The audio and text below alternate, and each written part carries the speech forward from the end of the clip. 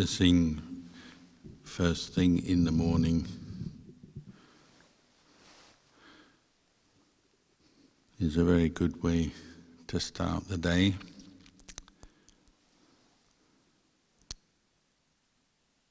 Bringing mindfulness up with the in-breath and the out-breath. Even if your mind is not yet peaceful or fully awake, you know that you're doing something good, wholesome. We say making wholesome karma. Wholesome in the sense that there's an effort to bring up good qualities of mind, such as mindfulness, energy, samadhi, and then reflecting on the Dhamma. Also cultivating kindness, compassion.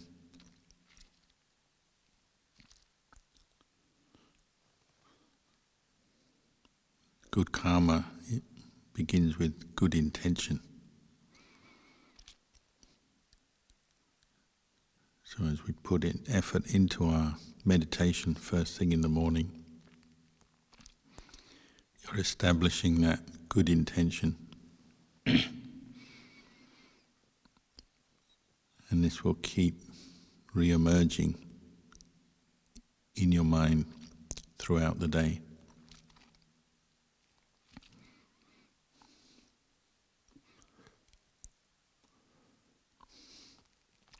We all have to accept that some of our old karma is more negative. Lack of mindfulness, lack of effort and energy, more selfish thinking, more negative, unskillful thinking.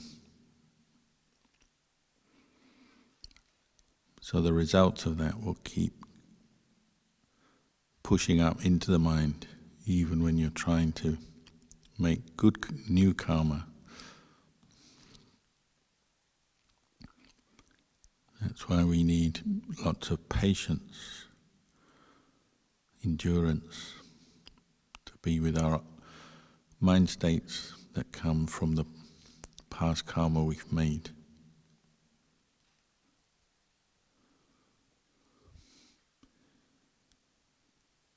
So we have to accept our karma from the past, what we've done. We can't change that. But if we focus our mind on making fresh, good karma in the present, these are the new good habits that we establish through the practice.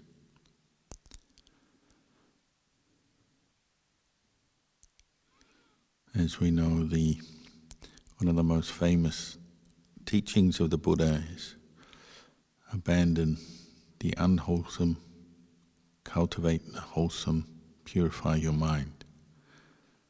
What we call the Ovada Patimokkha.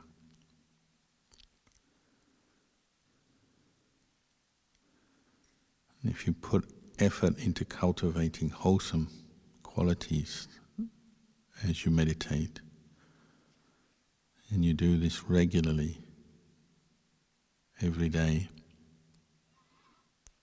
that good habit becomes established, and quite naturally or automatically you will be abandoning the unwholesome at the same time.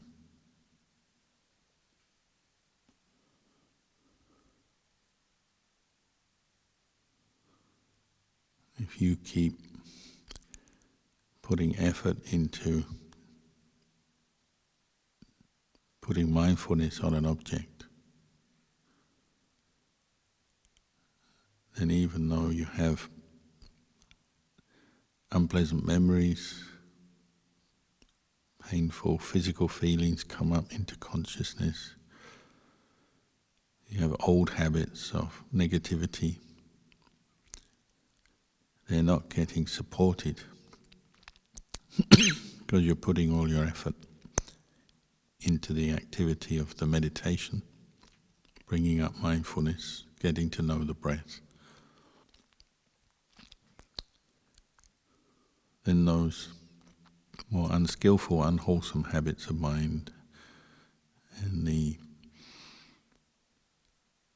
results of past unskillful thinking, distracted states of mind will gradually fade because they're not being supported or they're not being given any food.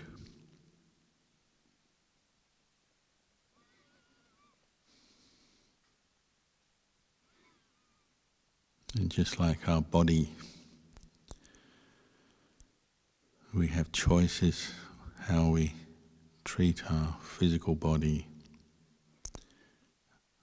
the kind of food and drink we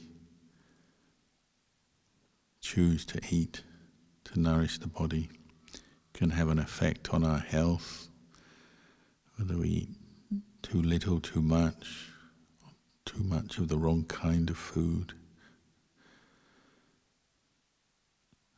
In the same way, our mind is conditioned and affected by our mental food, what we think about, how we use our mind, where we put our attention.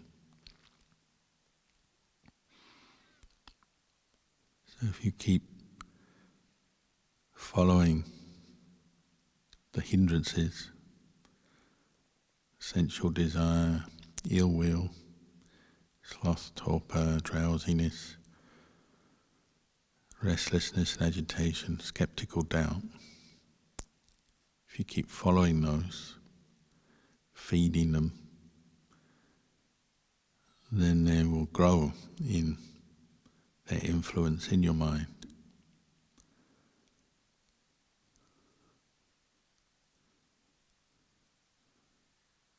And your mind becomes, we say, out of balance. Whereas if you keep feeding the mind with Dhamma, cultivating skillful qualities through effort, then you're giving your mind different food.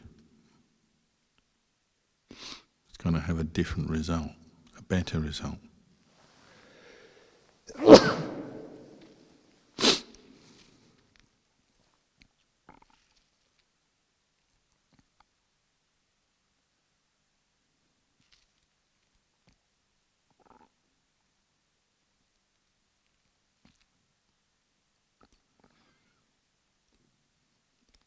And all the skillful qualities we're cultivating as we meditate support each other. These are 5 spiritual faculties, 5 indriya. Sattha is confidence in the Buddha, the Dhamma, the Sangha. Virya, effort, persistent effort. Sati, mindfulness. Samadhi, the stillness and firmness of mind. And panya, wisdom, discernment. These 5 faculties develop and support each other.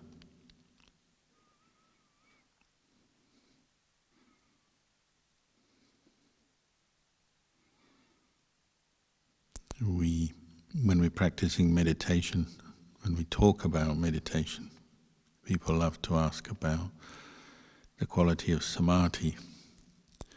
Perhaps it seems the most mysterious or difficult quality to access, because it takes effort and practice. But all the other 4 spiritual faculties are equally important. Maybe if we neglect them, the very samadhi that we're seeking and we like to think about and talk about will not arise.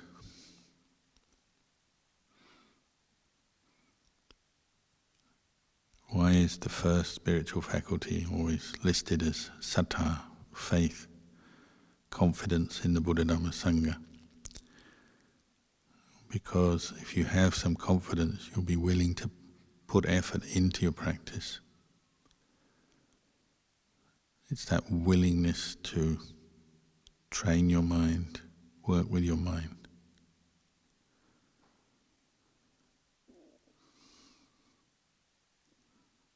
When we have saddha, then we have what we call chanda, or kusala chanda, the desire to practice, to do the meditation, however difficult it may seem. We are willing to practice. Nobody can make you train your mind. Ultimately, you have to want to do that. So you need that wholesome desire to practice, and this comes from saddha, confidence in the teachings, the teacher, the method, and in yourself, your own ability to practice.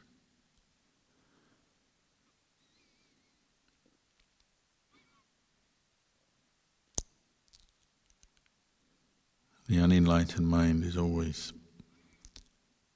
sticking labels on experience and attaching to the labels. So we often think that other people can practice meditation and get success because they're somehow good at it, naturally good at it, or they have the merit, and they have the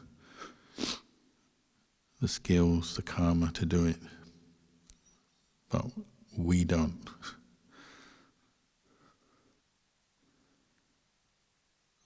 But actually the potential is within everyone to train the mind. So how does saddha arise? Well, it comes from listening to the Dhamma, associating with Kalyana Mitta, practitioners, both Sangha and laity, reflecting on the Dhamma, so actually remembering what you've heard, thinking about it, coming to understand it in your own mind. From this you get the confidence and the positivity to practice, to make the effort. And that's why Virya is the second spiritual faculty. When you have confidence in Buddha Dhamma Sangha, you feel that it's worth practicing, it's valuable to you, you feel that you can practice, you have that potential within you, then you'll be willing to put effort into being mindful of the breath. It's worthwhile, it's worth doing.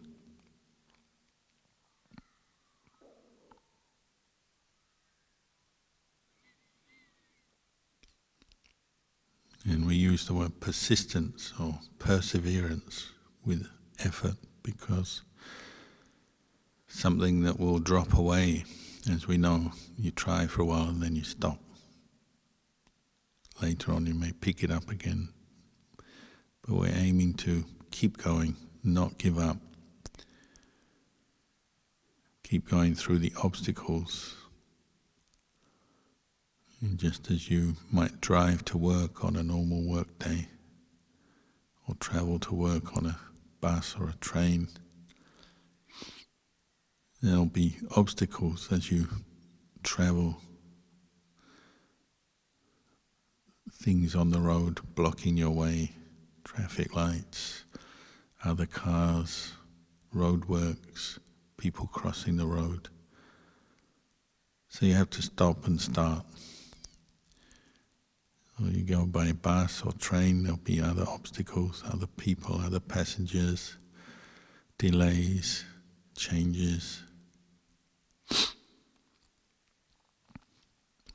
But you just keep going until you get to your destination. Sometimes it's quicker, sometimes slower, that's just life. Because you want to go to work, you need to go to earn your living. You don't think much about it, the journey to the job. It's just something you go through. You do it, you're willing to do it.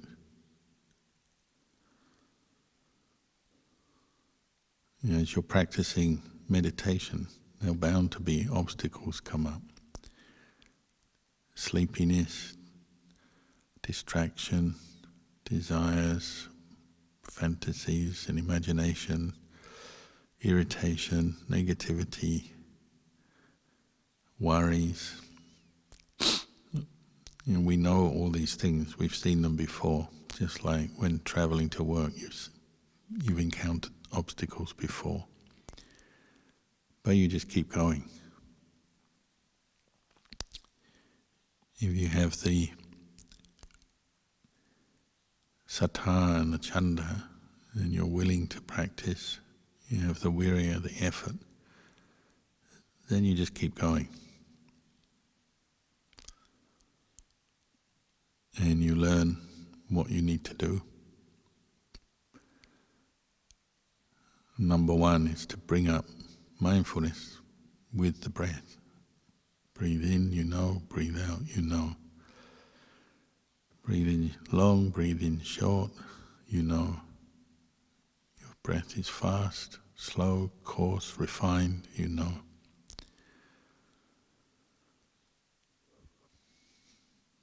You know your posture, you know the breath, and you try to maintain awareness on the breath, even though different thoughts and feelings come up that will pull your mind away from the breath. You keep going.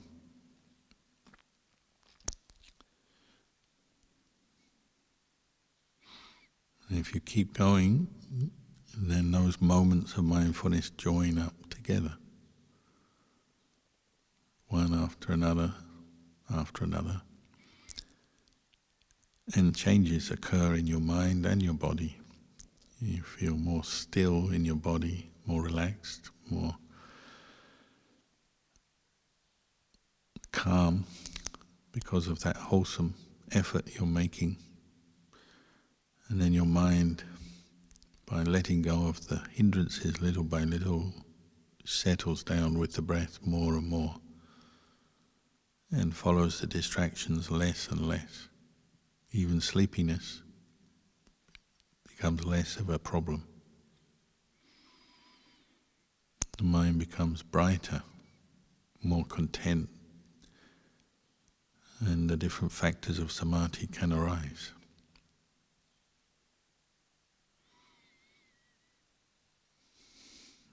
And the more continuous the mindfulness, the clearer you can see and observe your own experience of body and mind. And you can gain some insight, some wisdom, understanding of the way things are.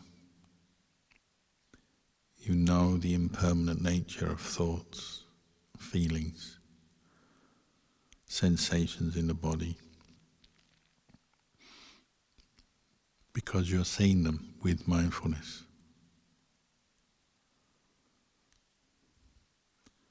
You're seeing the conditioned nature of body and mind. These are causes and conditions giving rise to different feelings, thought formations, sensations. Those causes and conditions are changing, so your physical and mental experience is changing. And the mind can witness that, but observe from a place of peace, quiet, rather than grasping everything as self, me, mine, myself, making it into a person, a solid person. The mind becomes clearer and observing the flow of experience. And we can even have an insight into not self or emptiness.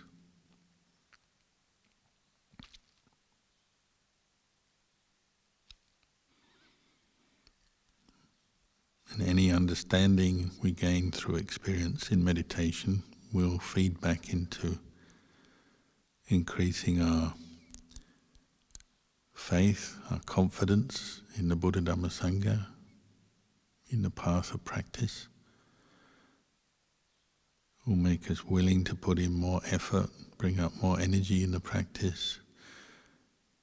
Mindfulness improves, samadhi improves, and then insight improves. So it's a positive feedback loop. These 5 factors supporting each other. And the one who benefits your mind improves, changes, and you're fulfilling this teaching of cultivating the wholesome, abandoning the unwholesome at the same time.